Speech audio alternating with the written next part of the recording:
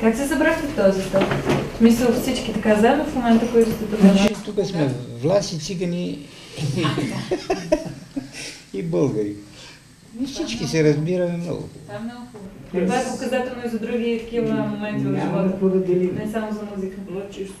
Всички сме тръгнали от един учител. Да. Панов. Другаря Панов на времето. Всички са нас бил господин Панов. През неговата школа. Тие са все негово производство.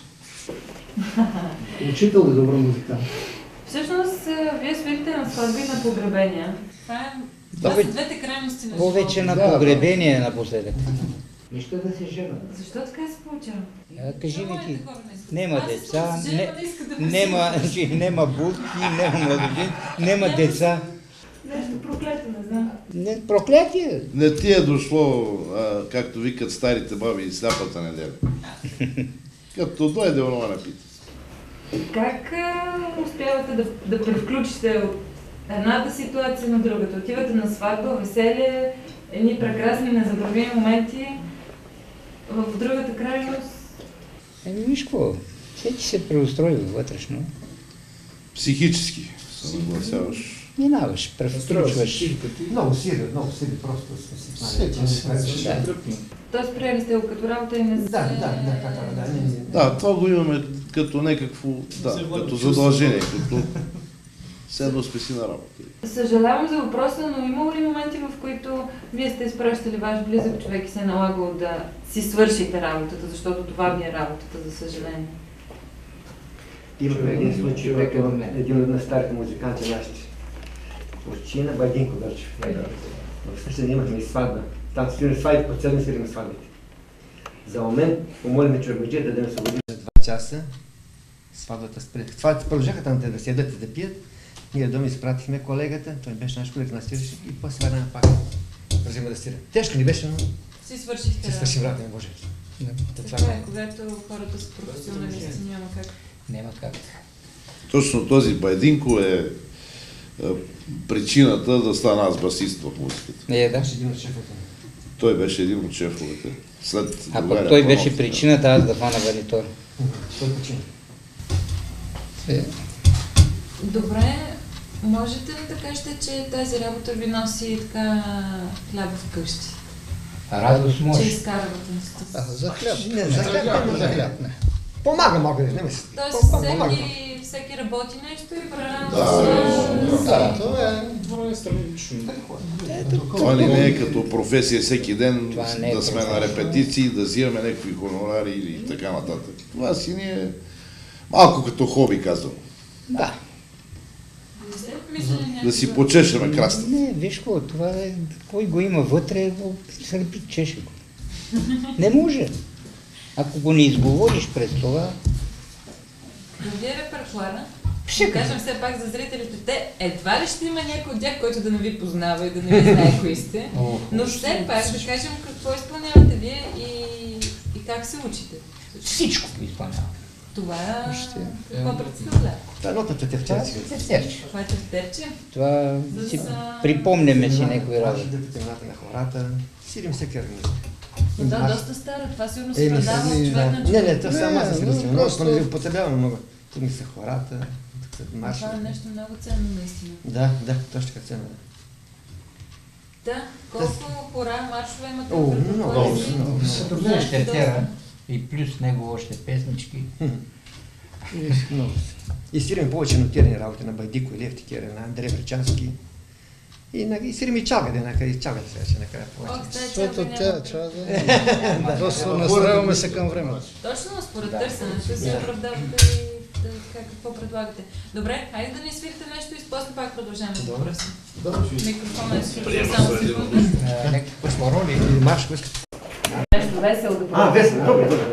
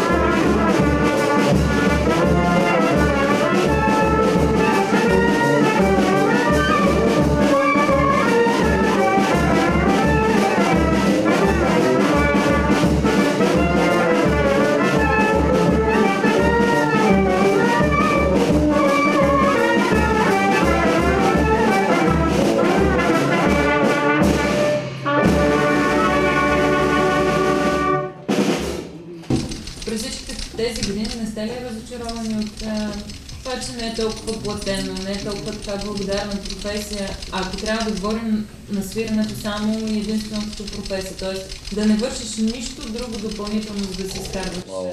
Не става. Не можеш, просто не можеш да издържаш с това вече. Разчитаме само на музика. Това си отвътре, без меги не може. Свирим си постоянно, но не ги не мога да чакам. Мислите ли, че скоро ще се изгуби духовата музика, живата музика, такъв тип оркестри като вашите? Ние сме оптимисти. Значи аз мисля, че това ще се възвърне. Но много е трудно поколението, това младото не знае да играят. Това трябва да почне още от училище. В училище по физическо ние първо пееме и играем. Елено момент. Играеш хоро. И оттам почва. Оттам влиза такта в главата, в сърцето и в краката. Не може това. А те сега... Проблема е, че няма учител, който да града, който да учи деца, има млади деца, но няма. Това не е само да надуваш това, първо да учи малко ноти и това. Няма учител, който един се пано беше на пано, той се ходи с него свърши всичко. А иначе има деца млади. Имаше още.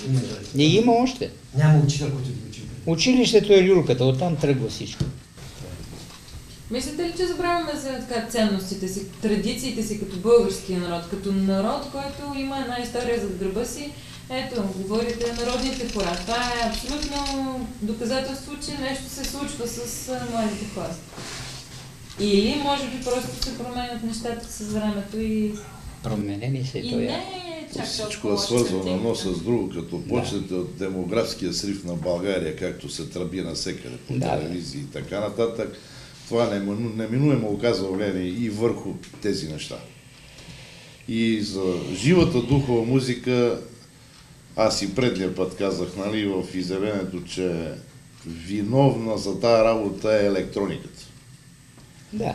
Електронната музика, с навлизането на електронната музика, некак си народа загърби духовата музика, живата музика, защото там им е по-лесно. Там им е по-лесно, штракне копчето и се слуша всекаква музика. Макар че тази музика, за да се запише там, е изпълнявана от такава жива музика. Да. Но така са възприели, че им е по-лесно. Но всеко развитие, значи всеко възвишение има и падение. Да. Ще дойде момента, ние сме оптимисти. Може би ще се върнат някои от старите традиции, да се възобновят, нали, да може народа да се събира, както некогаш на центъра, свираха музиката, хората събота, неделя играят. Това да се възвърне, просто да се възвърне в сърцата на хората, да има ентусиазъм, да има усмивката на хората и няма. Това е целта. В момента само в храна за село ще се пазят традициите, стари традиции. Трябва Да. да се изчезва. Но в храна вече много малко се задържа. Кои са за вас като състав най-хубавите празници от годината, на които наистина се чувствате пълноценни, излизайки на площада да свирите и да видите хората усмихнати, играещи хора и наслаждавайки се на вашата музика? Това напоследък го няма вече. Слабо. На Нова година нощта, като свирихме, просто... Значи, знаеш ли кога свириш и кога видиш, че това, което ти го даваш, другите го възпроизвеждат в игра. Значи, това е нашата работа, от тях се изконсумирва и просто ти е кеф и не се уморяваш да свириш. Може да свириш до сутринта.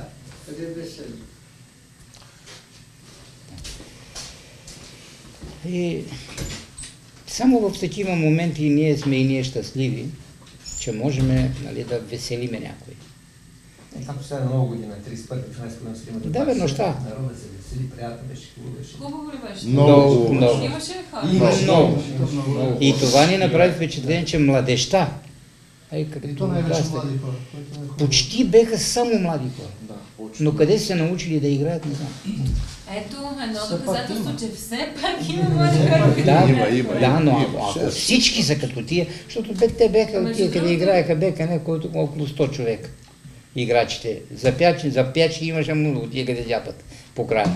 Но тия си беха и си играя нормално, свободно, без да е вдървен така. Какъв човек трябва да бъдеш, за да свириш? Казва, че музикантите са добри хора. С широко скроено сърце. Към всички. Широко скроено сърце и стабилна психика, да може да се лавира да се от владееш. едната крайност в другата крайност. И да запази самообладание. И да го имаш отвътре. Да, и най-вече да го си го имаш кръвта. Нямаш ли го кръвта? Има ли го тук, нищо не става. С надуване. С желание не става. Трябва и малко. Всички искат. Всички искат да свират, но просто не му е дадено отгоре. Не става. Желание, да, един наш колега, 3 години го мъчиме, 3 години го мъчиме. Не може. Не може. Не може. Той просто не може да влезе в такт и да акомпанирва. Кой ви е най-скъпия спомен през всичките години, в които сте свирили? Има ли някоя случка, някой момент, който така ви се запечатал трайно в главата и ще го помните винаги? Дали от някой празник, дали от някоя сватба? Хубав, Малко сложен въпрос. Те са много. Поне са много. Някоя случка по-така С 12 сватби имаше, 12 сватби в града. В една неделя. В една неделя? Да. Преди години е това. Значи редът беше, нека да каже той. Не, кажи. Редът беше така, по-рано. Говорим за по-рано, когато народът беше свободен. Така, лаш. И имаше 12 сватби. И до 5 часа се свири в дома. И ядене, пиене, всичко, но стане ли 5 и половина, тръгва се от вкъщи. И се отива в центъра. В центъра, пред читалището, този площад не беше такъв. Той беше много по-голям от всекъде. Това беше големо там. И не беше и плочки, не беше и асфалтиран, нямаше нищо. Земя. И вече като почваш да... Ние отидохме и бехме заедно. И отидохме, ние нямахме вече место къде. По-накрая отидохме. И нямахме къде да застанеме. Ти може да си представиш. Всяка сватба излиза с всяка музика. Всяка сватба си има музика. Тоест различна музика свирите? Да. Тая музика свири тук, тия сватбари играят около него. Нали? Около оркестър. И 12 оркестър, 12 духови музики имаше. Като все едно, че някаква бомбардировка има.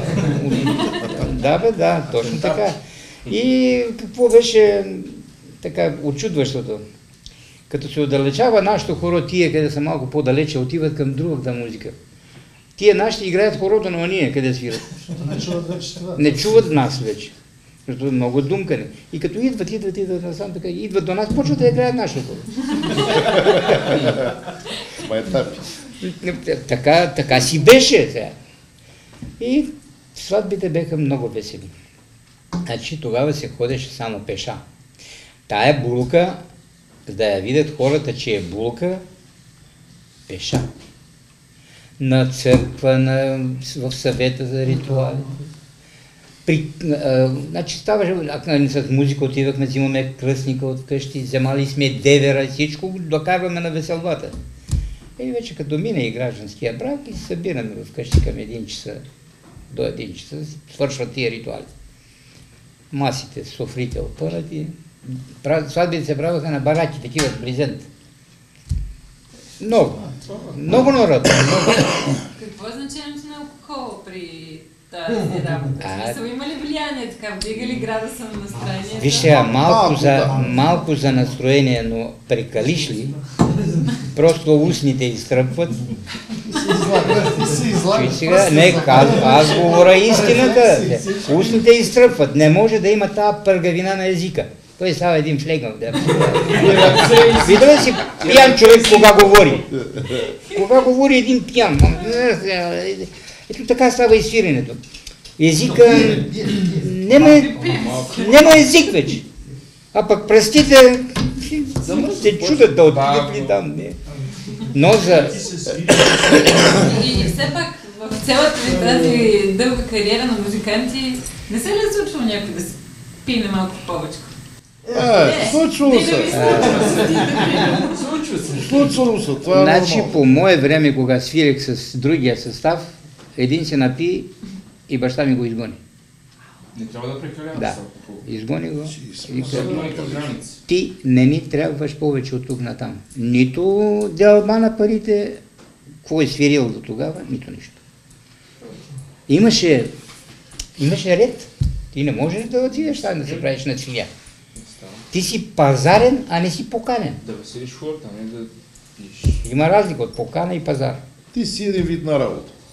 Така че какво направихме ние една година? Пак дотегна ни до тук, ни доде, че все други идват, ние най-калните ли сме, бе. И се оговаряме си с Пламен. Отец Пламен. Да. И къде? Ще дойдем да свириме. Удобно ли е, не е ли удобно? Така, удобно, ще да не е удобно. Ама след като свършат той литургията там от църквата и ние събрахме се, направихме кръгчето там пред. А в центъра има някакво тържество. И свирихме 1, 2, 3 хора.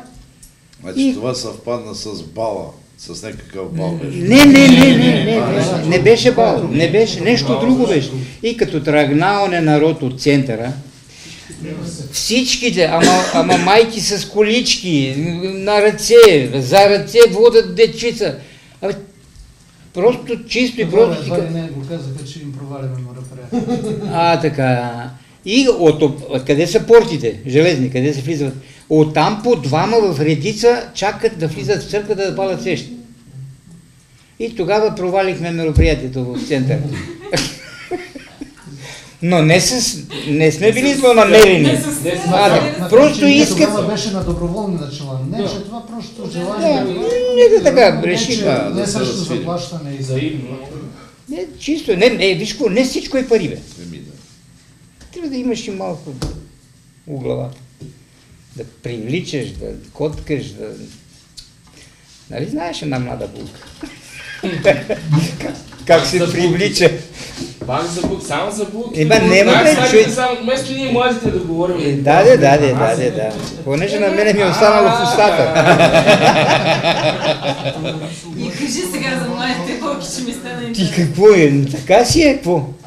Нали, като отидеш ти, не си ли имала така мило, драго, всичко така, от двете страни и добре, всичко добре, но в един момент ти си викаш, то глупак па сега ще се мастя. А той вика, и хайде се разтури работата. Порано нямаше такова нещо.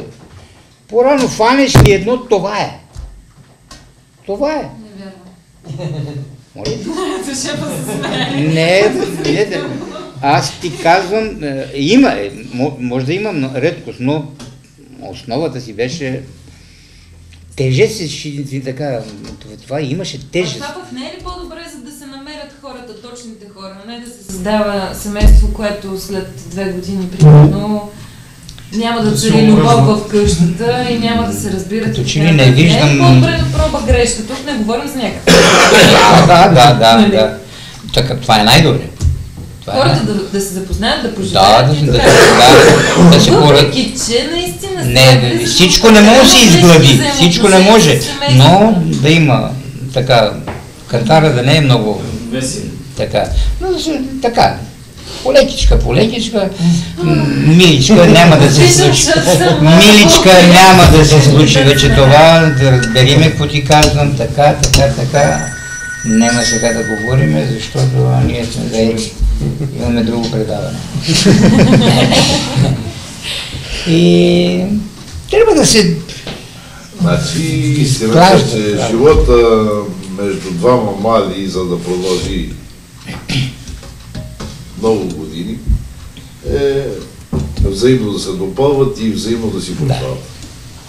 И да се отстъпват. Да си отстъпват един на друг. Това е най-голем елексир за едно семейство да просъществува дълго време.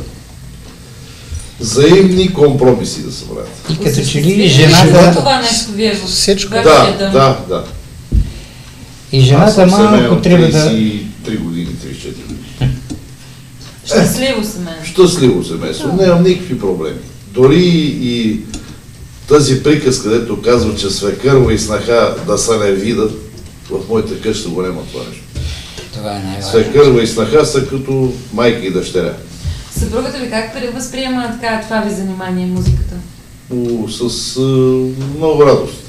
Тя обича да слуша музика и да играе. Подкрепя ви.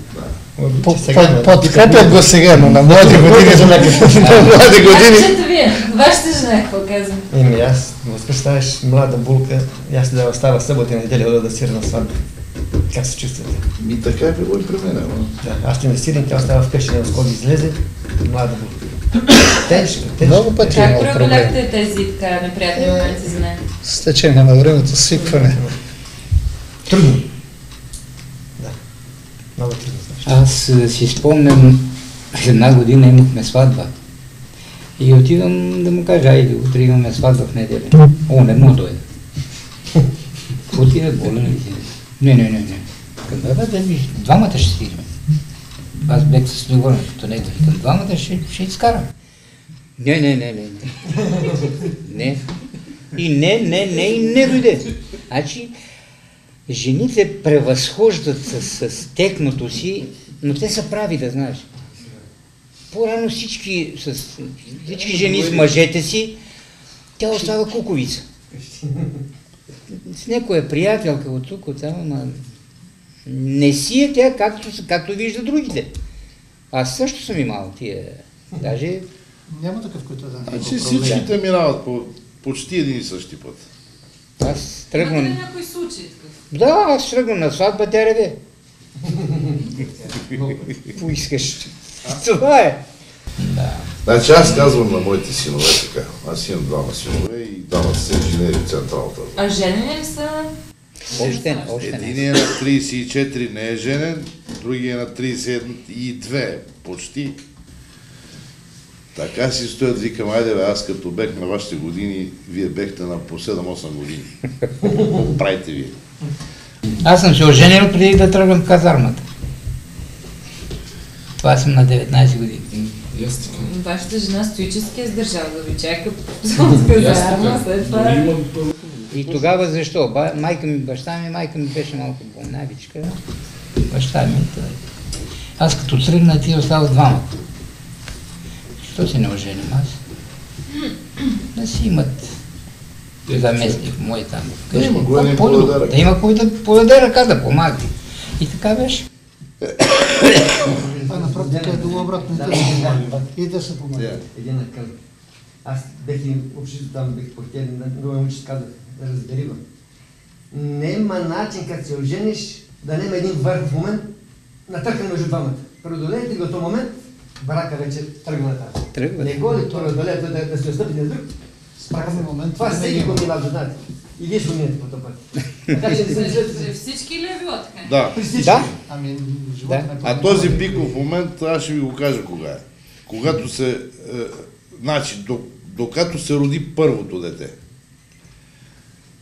Мир, любов и прегръдки и целувки от всекъде. Родили са първото дете, почват вече проблемите. Цяла нощ мрънка, нали, бебе. Изнервяне, Така. спане. И Да, нещата да. се изнервят и почват да се показват остриетата от тук и от тук.